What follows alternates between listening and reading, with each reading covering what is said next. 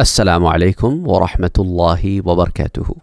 Yesterday we talked about the importance of Ghazwa Hind and the untold story behind it, and some explanation that you probably might not be aware of. Another question that came from you was to talk about Khurasan, the importance of Khurasan in the past, the present, and in the end of times, so the prophecies. So what we will be doing today is to explore the significance of this particular region, which is mentioned in the Islamic history and also in the books of Hadith, the land of Khurasan. Well, you need to first of all understand which land is called Khurasan, and according to the modern demarcation or the boundaries of the countries, which land would be considered Khurasan. And then we also need to understand what exactly is the meaning of Khurasan, and then we can dive into history, the present and the future. Khurasan, if you are talking about the modern times, it's a vast region. It's not just one country. This region spans parts of northeastern Iran, Turkmenistan, Uzbekistan, Afghanistan, and even some parts of Pakistan. This area was once a hub of Islamic knowledge, culture, and military strength. For centuries, Khurasan was considered a gateway between Islamic world and Asia, making it a center of trade, scholarship, and political influence. The name Khurasan translates to the land of the rising sun. What does it symbolize? It symbolizes its role as a starting point for many pivotal events in Islamic history. Historically, Khurasan was not only influential geographically, but was also known for producing some of the greatest scholars, leaders, and thinkers in the Islamic world. For example, if you go into the Abbasid revolution, one of the most notable events associated with Khurasan was the Abbasid revolution in the 8th century, which overthrew the Umayyad dynasty and placed Abbasid dynasty in its place. So this uprising actually began in Khurasan, with the famous black flags being raised from this region, a symbol that is also part of the end of the time prophecies. Also, it being the center of knowledge, Khurasan was home to some of the earliest Islamic universities, attracting scholars from around the world.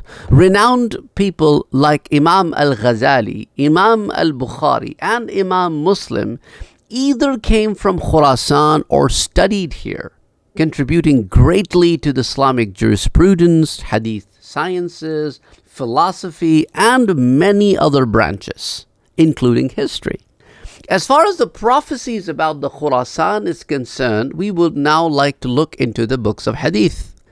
One of the prophecies, there are several of them that speak about Khurasan as a central player in future events. One commonly used one is the Black Flags Hadith, one of the most well-known hadith, which mentions that black flags will rise from the land of the Khurasan near the end of times. This is reported in sources like Musnad Imam Ahmad and Sunan at-Tirmidhi.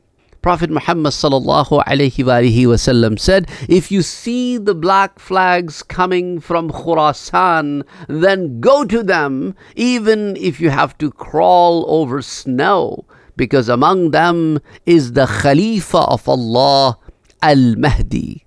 The status of this hadith is Hasan, where some scholars have called it weak, but some have also called it Hasan.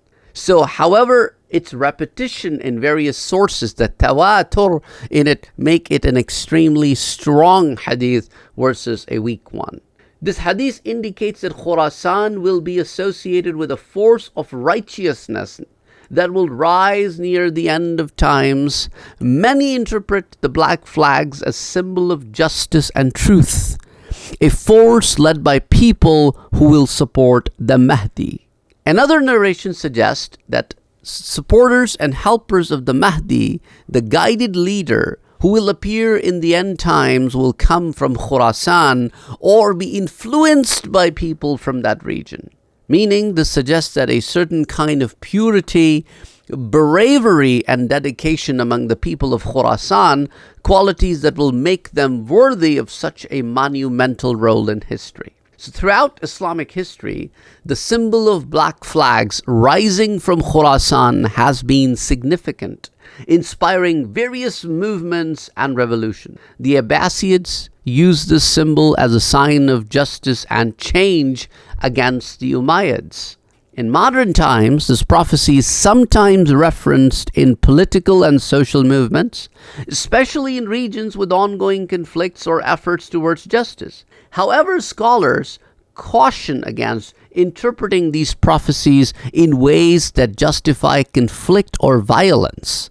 The hadiths about Khurasan are often viewed as symbolic rather than literal, emphasizing qualities like bravery, justice, and commitment to faith. So the significance of Khurasan is a reminder of the role each of us can play in bringing about positive change and supporting the truth, much like the people of Khurasan are believed to do in the prophecies. And some of the key takeaways from this is that we need to have a commitment to knowledge and truth. Khurasan's history of scholarship and dedication to knowledge is a legacy we should all strive to uphold.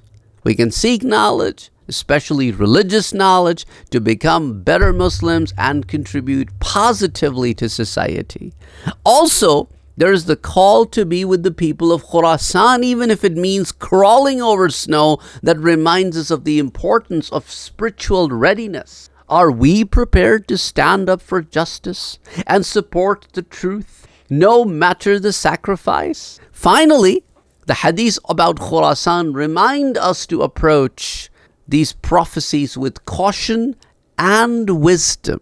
The end times prophecies are not meant to instill fear or justify wrongdoing, but to inspire a higher commitment to faith, morality, and justice. Khurasan holds a unique place in our faith's history and in prophecies about the future. It stands as a beacon of knowledge, resilience, and devotion, reminding us to remain steadfast, seek knowledge, and support justice. The legacy of Khurasan is one we carry in our hearts, and its lessons are as relevant today as they were centuries ago. Well, that's one thing I wanted to bring to your attention, and some interpretations of the ahadith, which are sometimes mistakenly quoted, wrongly quoted. Some people have used this ahadith to bring favor to the people who have been regarded as the mufsidun fil ard, the one who are causing fasad and unrest. They have picked up the black flags and have misguided ummah. And we have seen that misguidance, and those misguidance have been put to an end. Definitely, they were neither from Khurasan nor were the beacon of light. So that's why you have to be mindful and wise. You cannot just take one thing and forget about all other signs. All signs have to add up for you to believe that this is that sign. I hope that helps you understand the importance of Khurasan and also answers the question that came on the channel about Khurasan and end of times. Assalamu alaikum. Please don't forget to like, share, and subscribe to our channel. Please help us spread this information to more and more people. We can only do that with your support. And thank you for supporting us. And if you have any more questions or you want to talk about more topics, please write them in the comment section below. Till next time, take care of yourself and please keep us in your du'as. Assalamu alaikum.